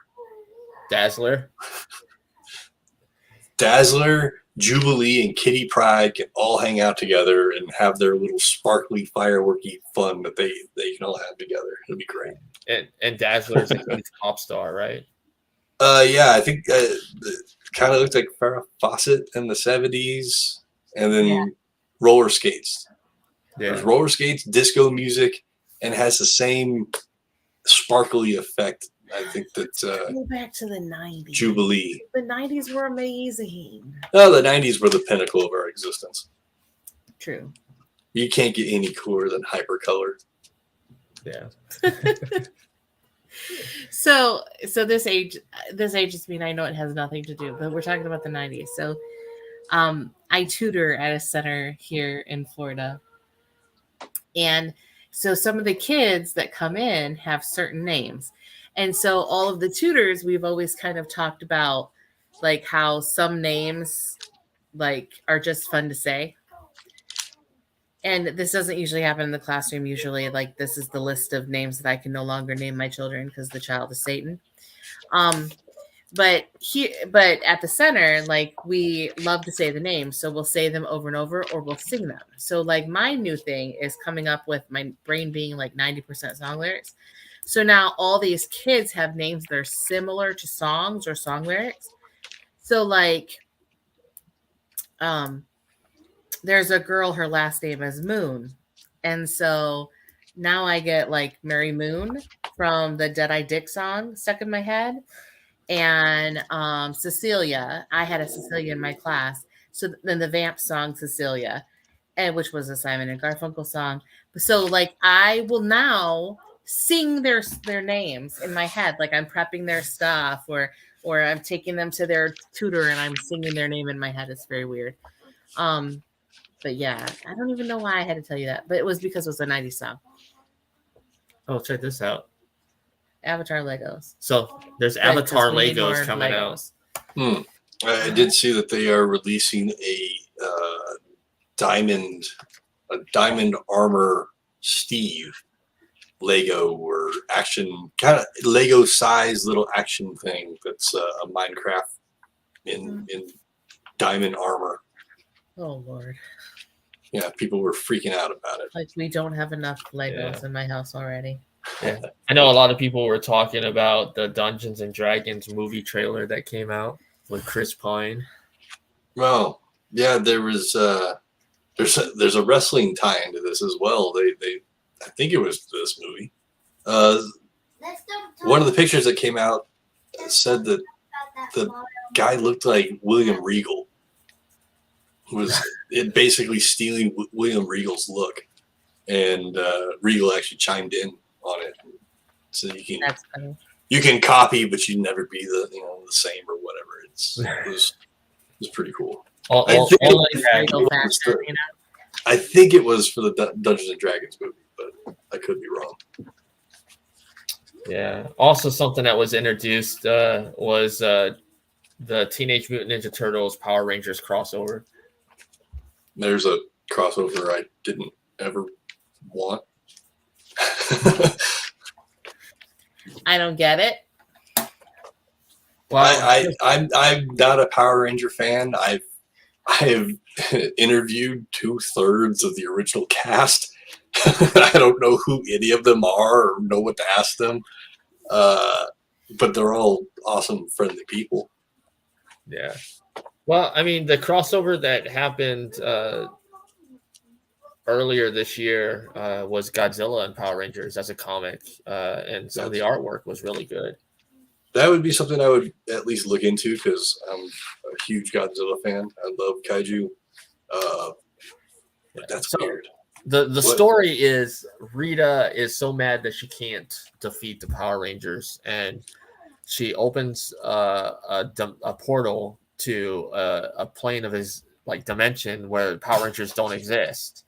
So she sends the Power Rangers there, and it's where kaiju exists.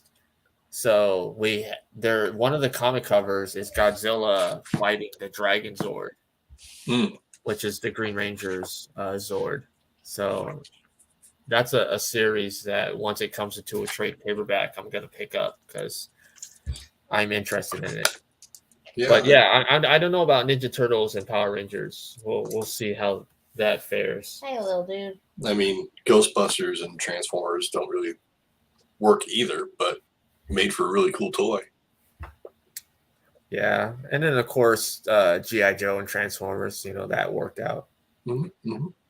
The Transformer pictures that I've seen coming out of there, the G.I. Joe stuff, I just take my money now. Yeah, are you a toy guy? You like? I am a toy guy. I haven't gotten to flex the toy guy muscles in a few years due to space restrictions, and also Toys R Us closed. And I don't now know there's only a couple places you can go to get quality stuff here that I'm aware of.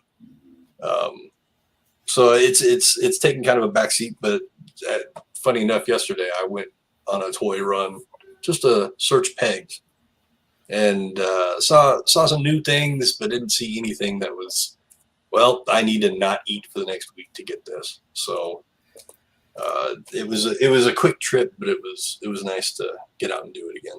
Yeah. So I'm just curious, the room that you're in right now, do you have anything cool that you are in arm's reach that you could share with us? Not within arm's reach, no. No. If you look over this shoulder, though, those are badges from every convention I've been to since 2012. Nice.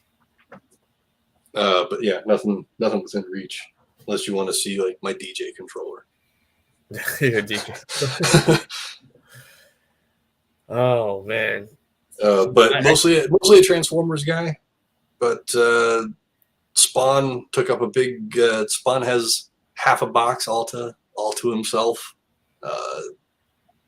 Think I would go if it catches my eye or I think I might be able to have some sort of resale value to it. I pick it up.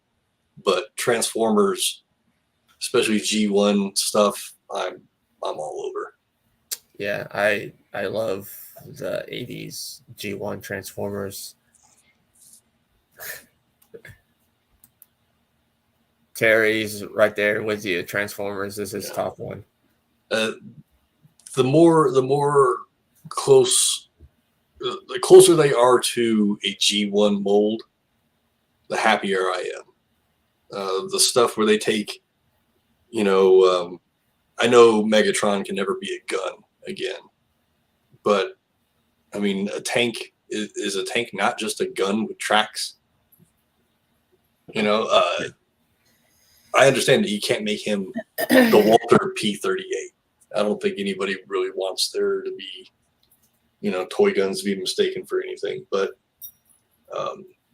changing Soundwave to a satellite or a spaceship, and then still give him cassette type of little minifigs doesn't make sense. Just not everything it's a toy. It doesn't have to come up to the world of today. You can do a Transformers movie and have Soundwave as a cassette tape deck. Say English, Josh. You can do it. You can pull it off. You can find. Here's the thing: you have to have creative writers and have somebody other than Shaky McStugans with the camera guy. What's his name? Michael Bay. That guy to be in charge of the project. Yeah, anybody else in charge of the project, I don't care. Anybody, your neighbor, and you probably would have got more G1 stuff out of those movies. Yeah. But Bay had to insist on changing everything and making it just a blur of color on the screen during fights. I think I have an idea for another show that we can do together. We should talk about like toys and stuff. That's a you show. I'm sitting that one out. Like y'all, I didn't have cool toys when I was a kid. But that's the whole point of doing a show like this. We can talk. I don't care. That was the thing. Like, I had Barbies. I had Strawberry Shortcake. I had Rainbow Bright. And that's it. Like, I didn't have cool other fake. Well, okay, I did have a gem and a hologram, so I guess. But like, there weren't as many cool girl toys, and none that I think I would ever want. I do have to agree. Yes, like, I'm not like, I don't reminisce like that. But then you had toys that were, down the middle, like Teddy Ruxpin.